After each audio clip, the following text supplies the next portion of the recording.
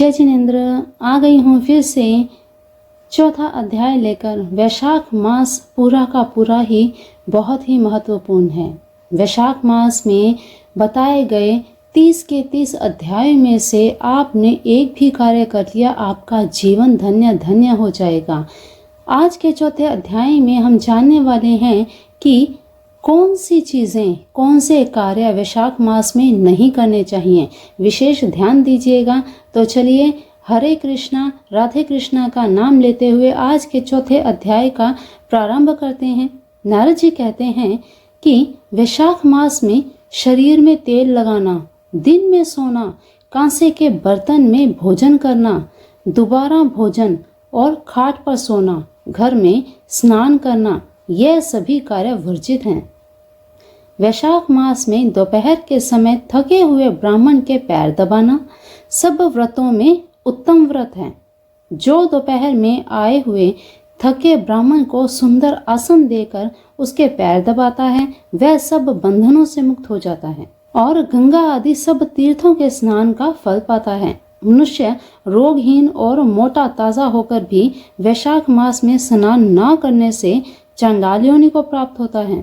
वैशाख मास की संक्रांति के दिन जो बाहर जाकर किसी तीर्थ पर स्नान नहीं करता, वह 100 जन्म लेता है।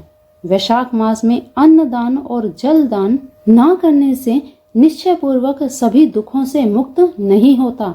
वैशाख मास में नदी में स्नान करके भगवान विष्णु का ध्यान करने से निश्चय ही 3 जन्मों में किए हुए पाप नष्ट हो जाते हैं।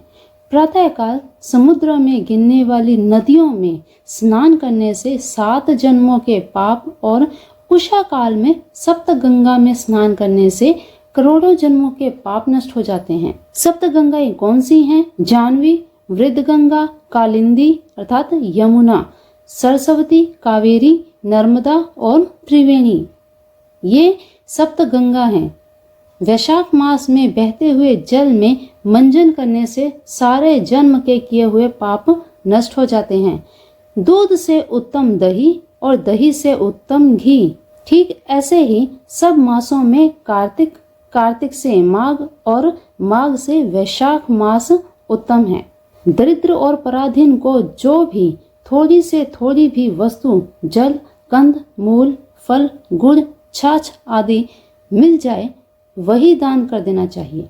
दान ना करने से दरिद्रता आती है और दरिद्रता से मनुष्य पाप करता है तथा पाप से नरक मिलता है। इसलिए मनुष्य को वित्तानुसार अवश्य दान करना चाहिए। जितनी आपकी सामर्थ्य हो, दान अवश्य करना चाहिए।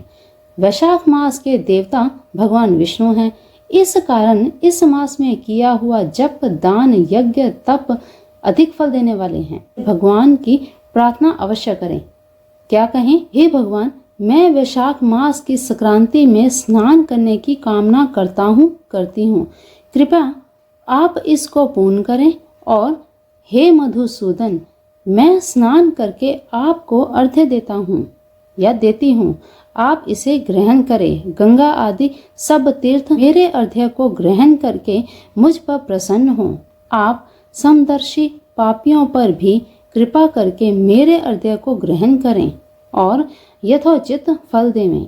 इस प्रकार अर्घ्य देकर अपना नित्य नियम करें और वैशाख में उत्पन्न होने वाले फूलों से भगवान का पूजन करें और वैशाख मास की कथा सुनें। इससे करोड़ों जन्मों के पाप नष्ट हो जाते हैं। जो तुलसी दल से भगवान का पूजन करता है, वह सार्वभौम राजा होकर अनेक जन्मों में विविध सुखों को भोगता है और फिर अपने कितने ही कुलों के साथ विष्णु की सायुज्य मुक्ति पाता है।